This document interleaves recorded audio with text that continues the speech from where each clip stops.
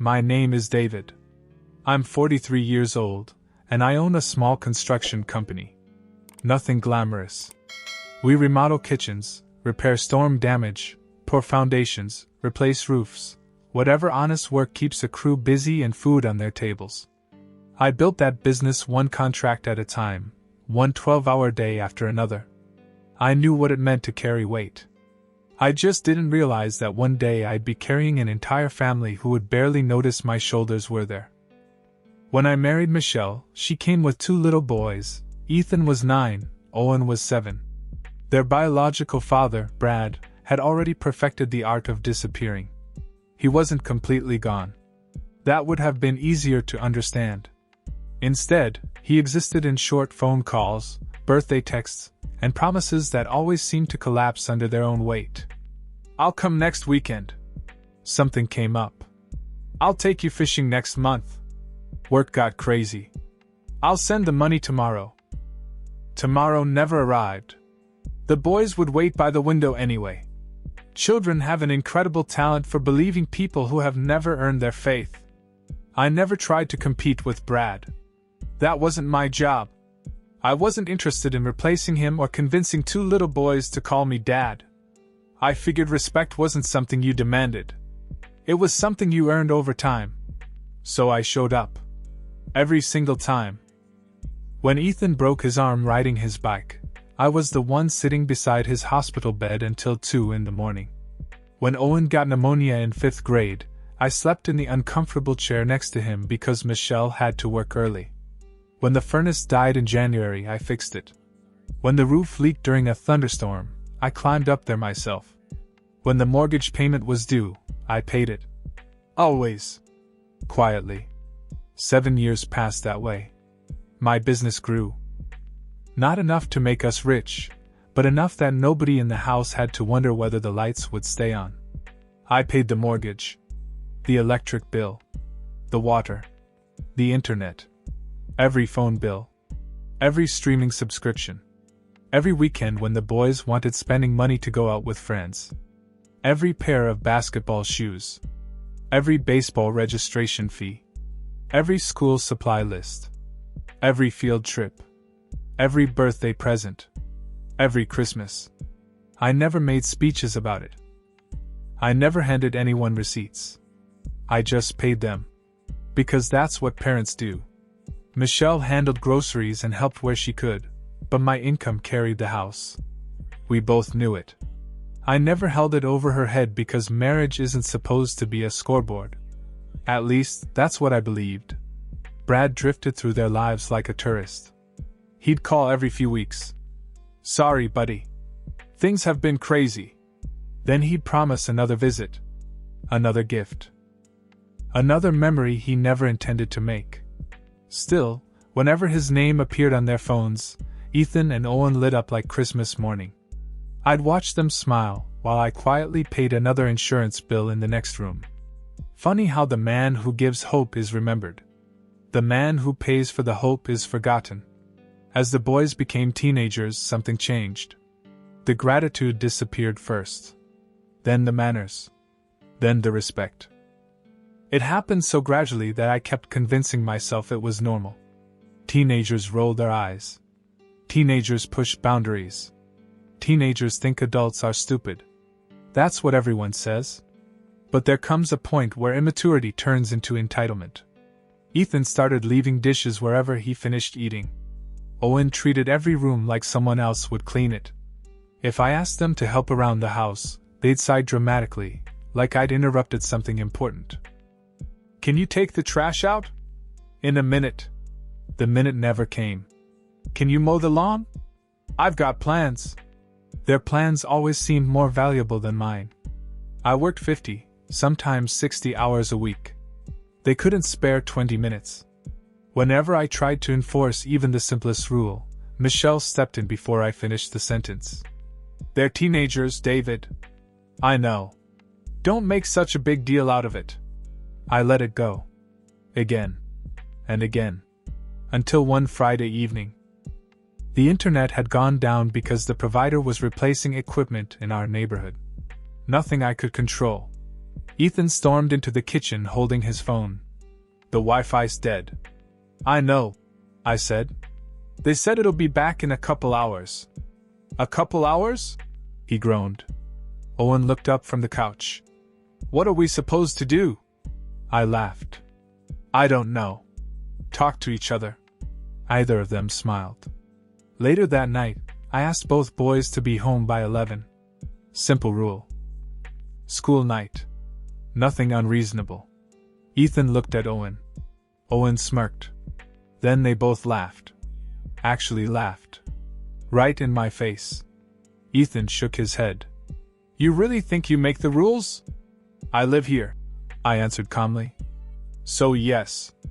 Owen leaned back in his chair like he'd been waiting years for that moment. No. He grinned. You're just the guy who pays the bills.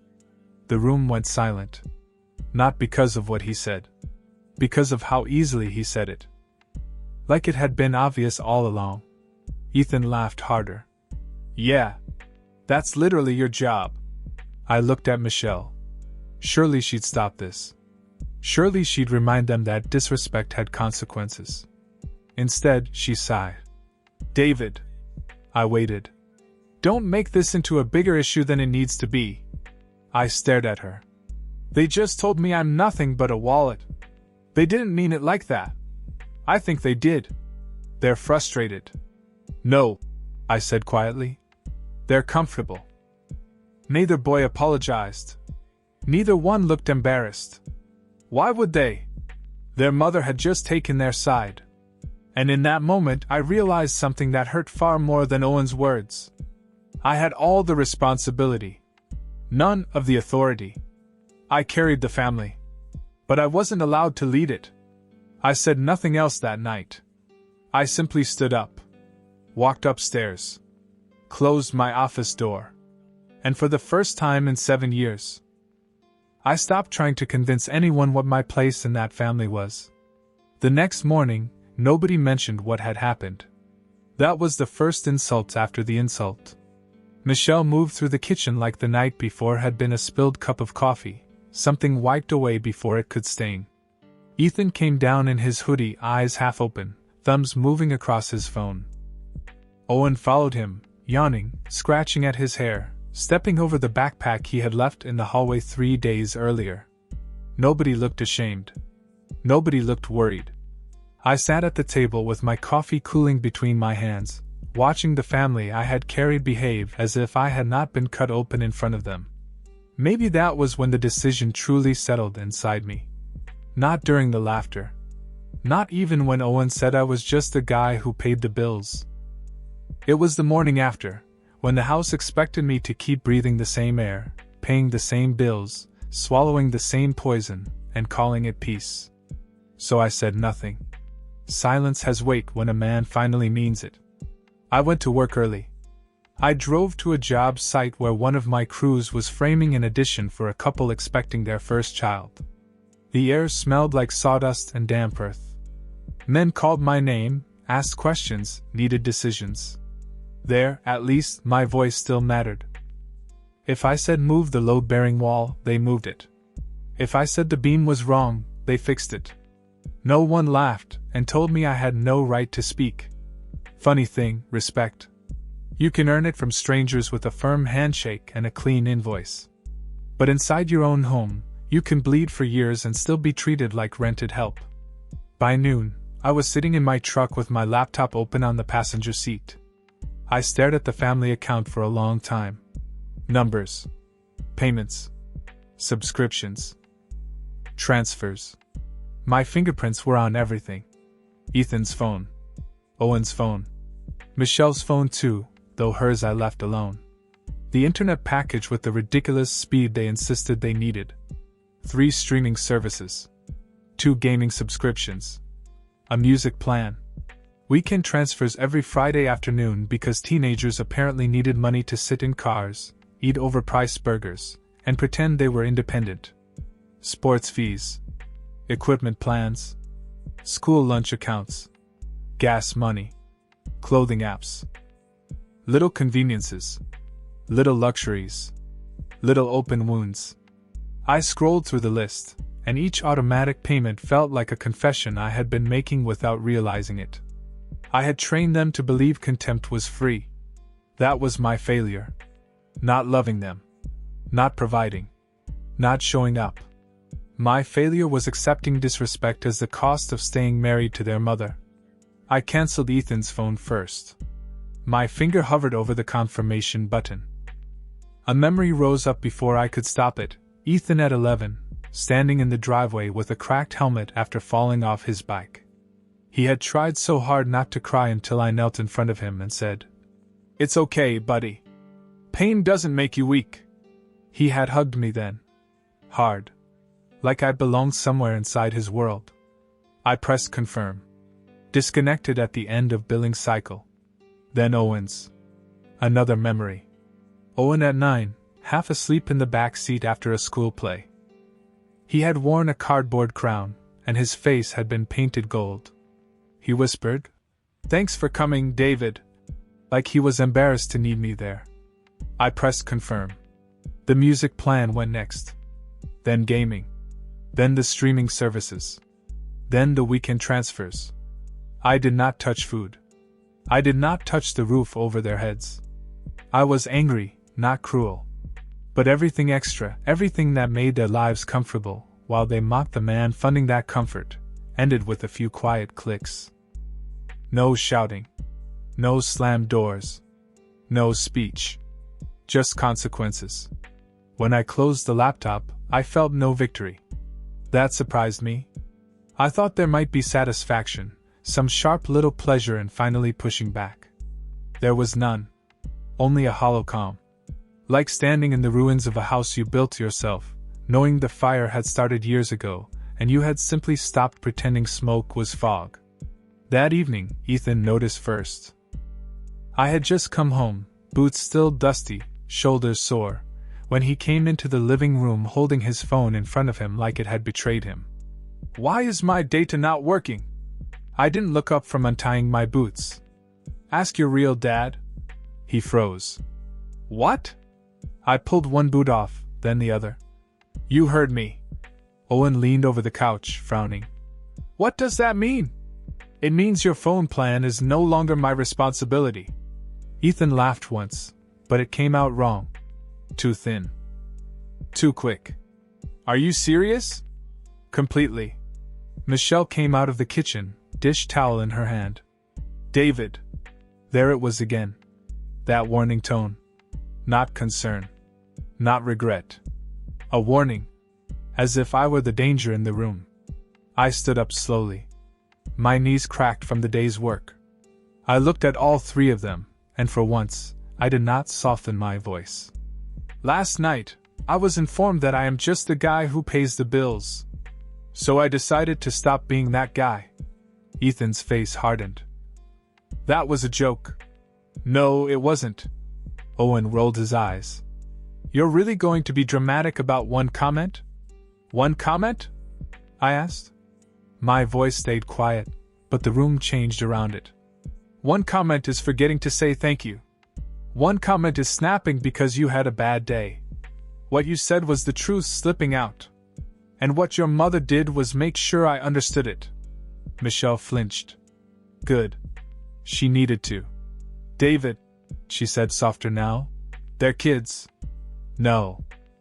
They're old enough to spend money. Old enough to mock the person earning it.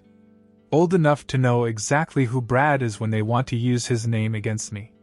So now they're old enough to call him." Ethan's jaw tightened. "You can't just cut off my phone." "I can. I need it." "Then ask your real dad." The words came out clean. Hard. Final. Owen sat up fully now. "So what, no streaming either?" "No streaming. No Game Pass?" "No." "No weekend money?" "No." The color in his face shifted. Not fear yet. Not guilt. Just disbelief. The disbelief of someone who had lived so long under a roof he did not pay for that he mistook generosity for gravity. Something guaranteed. Something permanent. Michelle set the towel down. "We should discuss this privately." We should have discussed respect privately years ago. I said. You didn't want to make a big deal out of it. That isn't fair. No, Michelle. What wasn't fair was working 12-hour days while being treated like a guest in my own home.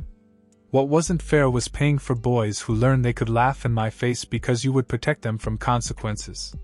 What wasn't fair was hearing them reduce me to a wallet and watching you ask me to swallow it. Nobody spoke. For once, nobody had a clever answer. I walked past them into the kitchen and poured myself a glass of water. My hands were steady. That frightened me more than anger would have. Anger burns out. This felt colder.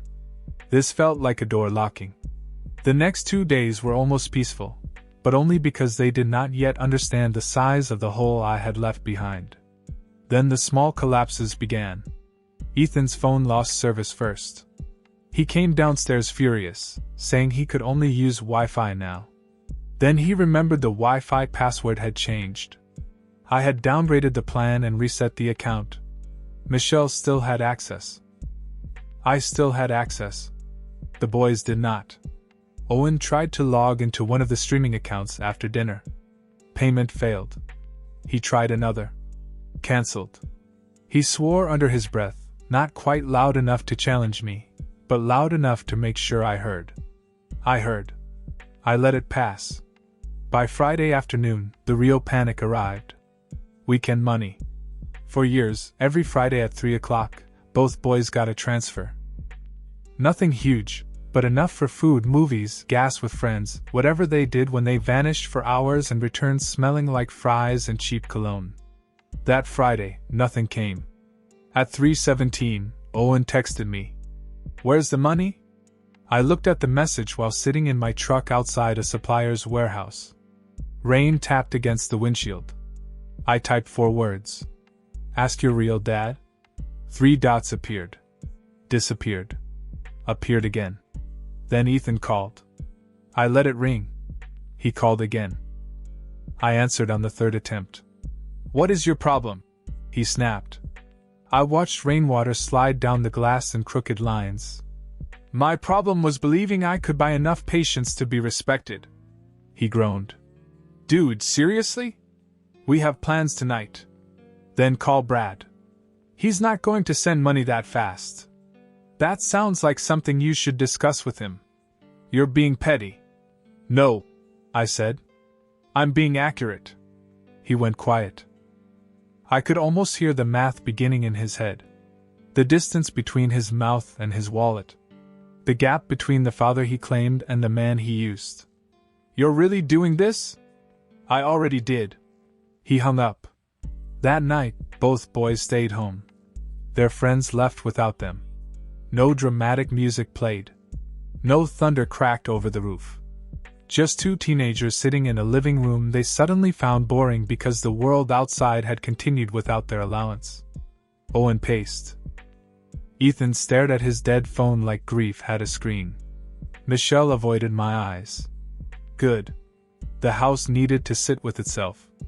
On the 3rd day, Brad stopped answering. I knew because Owen shouted it from upstairs. He keeps sending me to voicemail. Ethan tried next. Then again. Then from Michelle's phone. Then with a text. Then another. Brad replied once. Busy. I'll call later. Later did not come. It almost never does with men like Brad. That evening, Ethan stood in the kitchen while Michelle reheated leftovers. He looked smaller without service, without money, without the invisible machinery of my support humming beneath him. He said he'd help. Ethan muttered. I sat at the table. People say a lot. Owen glared at me. You're enjoying this. I looked at him for a long moment. No. And that was the truth. I'm not enjoying watching you learn that the man you defended doesn't show up. I'm not enjoying seeing your mother realize she helped teach you to disrespect the only person keeping this house steady. I'm not enjoying any of it. I leaned back. But I am done protecting you from the truth. Michelle whispered my name. I turned to her. No. Not this time. Her eyes filled, but I had no room left for tears that arrived only after consequences. For 7 years, I said, I handled every problem before it reached them. Every bill. Every fee. Every emergency. Brad got to be the idea of a father because I absorbed the reality of being one. He got the loyalty. I got the invoice. The boys said nothing. Their silence was different now. Less arrogant. More uncertain. That was the first crack. Not apology. Not yet. Just the beginning of fear. And fear, ugly as it is, sometimes opens the door that comfort keeps locked. I stood and took my keys from the counter. Michelle asked where I was going. To the office. It's Sunday night. I know. I looked at Ethan and Owen one last time before I left. You wanted the man who pays the bills to know his place. I opened the door. Cold air moved into the house. Now you know yours. And I walked out before any of them could answer. The house changed after that Sunday. Not all at once. Not dramatically. It happened in quiet little moments that nobody could ignore. Monday morning, Ethan stood in the driveway staring at his phone before finally slipping it into his pocket. No service. No music on the drive to school. No endless messages from friends asking where he was. Just silence. Owen tried borrowing Michelle's phone during breakfast. Can I use yours for a while? She handed it over without thinking. I looked at her. If that's going to become permanent, you'll be paying for another line. She slowly held out her hand. Owen. He returned the phone without arguing. That was new. After school, they both disappeared into their rooms. By dinner, I heard drawers opening and closing upstairs. They were searching for old gift cards, spare cash, forgotten birthday money, anything that might buy them another week of normal. There wasn't much. Comfort disappears quickly when someone else has always been paying for it. Friday arrived again. Usually, that was the busiest day in the house. The boys would rush through homework, shower early, spray too much cologne, and leave with friends before sunset. This time they stayed in the living room. Their group chat was still active through the home internet Michelle allowed them to use. I overheard enough. Asterisk. We're meeting at the burger place. Asterisk. Asterisk. Everyone's coming. Asterisk. Asterisk. You guys in? Asterisk. Either of them answered. About 20 minutes later another message appeared. Asterisk. Guess not. Asterisk. Then the conversation moved on without them. Watching that hurt more than I expected. Not because they missed hamburgers or a movie. Because I knew exactly what they were feeling.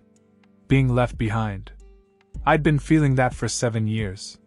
Saturday afternoon, Ethan finally swallowed his pride. He found me in the garage while I was sharpening mower blades.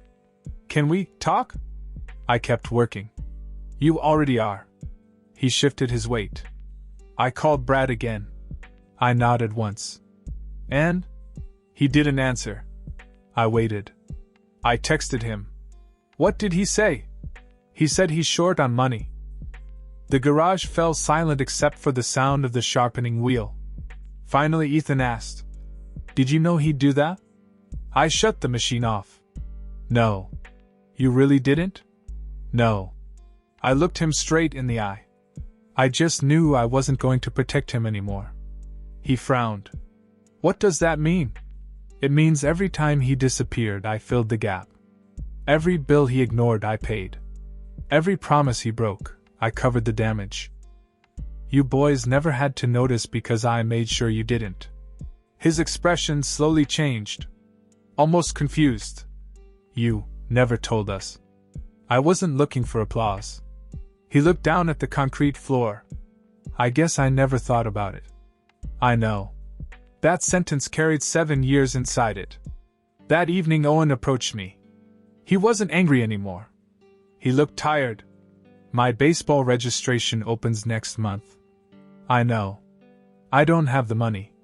I know. He swallowed hard. I asked Brad. And? He said maybe next season. For the first time since all of this began, I saw disappointment aimed at the right person. Not me. Brad. Owen rubbed the back of his neck. He always says later. I didn't answer. There was nothing left to explain. Sometimes reality teaches better than any lecture ever could. Michelle found me on the back porch after dinner. I've been thinking. So have I. She leaned against the railing. I failed you. Those 3 words hung between us. I kept telling myself they were just boys. They were. But I never corrected them. No. I expected you to keep giving because you always did. I looked out across the yard. The problem with always showing up is that people start believing you'll never stop. She nodded slowly. I'm sorry. It was the first apology I had received. A real one. No excuses. No but. Just responsibility. I appreciated it. But apologies don't rebuild trust overnight. Inside the house, Ethan and Owen were sitting together at the kitchen table. Instead of video games or movies, they had notebooks open. They were calculating something. Part-time jobs. Hourly wages. Gas. Phone plans. School expenses. Reality looked different when they had to put numbers beside it. As I watched through the window, Ethan quietly said something to Owen. His younger brother nodded. Then both of them looked toward the porch. Toward me. Not with resentment. Not with anger. With understanding. Small. Incomplete. Fragile. But real. For the first time since I had married Michelle, they weren't looking at me as the man who simply paid the bills. They were beginning to see the man who had been carrying them all along. It wasn't forgiveness. It wasn't redemption. It was something much more valuable. The first honest glimpse of the truth. The following week, the house felt different. Not lighter. Honest. The pretending had stopped. Ethan found a part-time job stocking shelves at a grocery store 3 miles from the house. The pay wasn't impressive, but it was enough to make him understand what 8 hours on his feet actually felt like. Owen was hired at a local sporting goods store, cleaning equipment, organizing inventory, and helping customers carry heavy purchases to their cars. Neither of them celebrated getting hired. They simply accepted the uniforms and showed up. The first evening Ethan came home from work, he walked through the front door slower than usual. His shoulders drooped, and his shoes dragged across the floor. He dropped onto the couch without even turning on the television. Tired? I asked. He gave a small laugh. I've only worked 1 shift. I nodded. My back hurts. I know. My feet are killing me. I know. He looked at me for a long moment before asking quietly. You do this every day? For more years than I can count. He rubbed both hands across his face. I honestly thought you just went to work. I almost smiled. That's exactly what I did. There was a long silence. Then he whispered something I wasn't sure I had heard correctly. I never realized. Neither of us said anything after that. Some lessons don't need another sentence. A few days later, Owen received his first paycheck. He sat at the kitchen table staring at the amount printed on the stub. That's it. Michelle looked over. You expected more? I worked 22 hours. She smiled gently. Welcome to taxes. He groaned. They took almost $200. I was making coffee when he looked toward me. Is that why you always complained about payroll taxes? I nodded. Among other things. He stared at the paper again. I thought adults exaggerated. We usually don't. For the first time, both boys were beginning to understand that money didn't simply appear in a bank account every Friday. Someone earned it.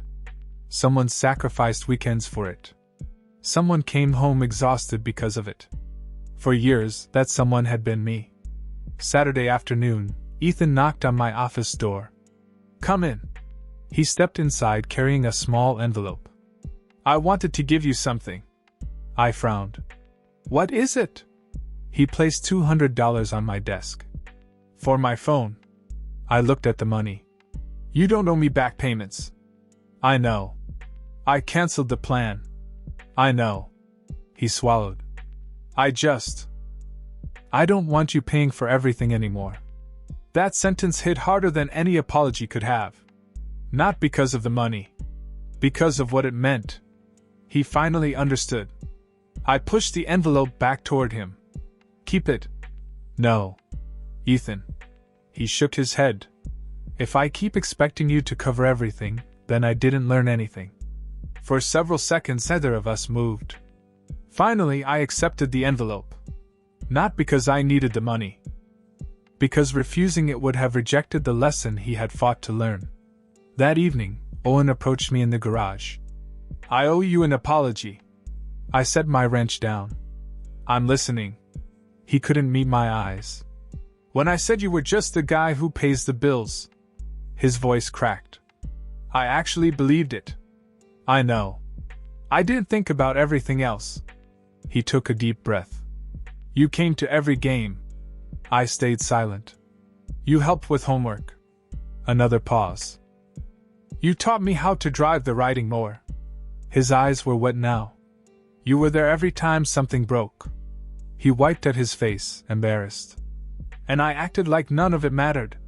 For the first time since all this began, I stepped forward and placed a hand on his shoulder. What matters isn't what you said. He looked up. It's what you choose to become after realizing you were wrong. He nodded slowly. I don't ever want to be that person again. I believe you. Later that night, Michelle sat beside me on the back porch. They've changed. They're changing. She smiled sadly. So have you. I looked across the yard. No. She frowned. You don't think so? I didn't become someone different. I leaned back in my chair. I finally stopped rescuing everyone from the consequences of their choices. She reached over and took my hand. I should have stood beside you from the beginning. Yes. I won't make that mistake again. The apology felt different this time. Not emotional. Committed. Inside the house, Ethan was helping Owen fill out a monthly budget. Two brothers who once laughed at the man paying every bill were now discussing phone plans, insurance, gasoline, savings, and overtime. Respect had entered the house quietly. Not through fear. Not through shouting. Through responsibility. And for the first time in years, this no longer felt like a house I carried alone. It finally felt like a family learning how to stand on its own feet.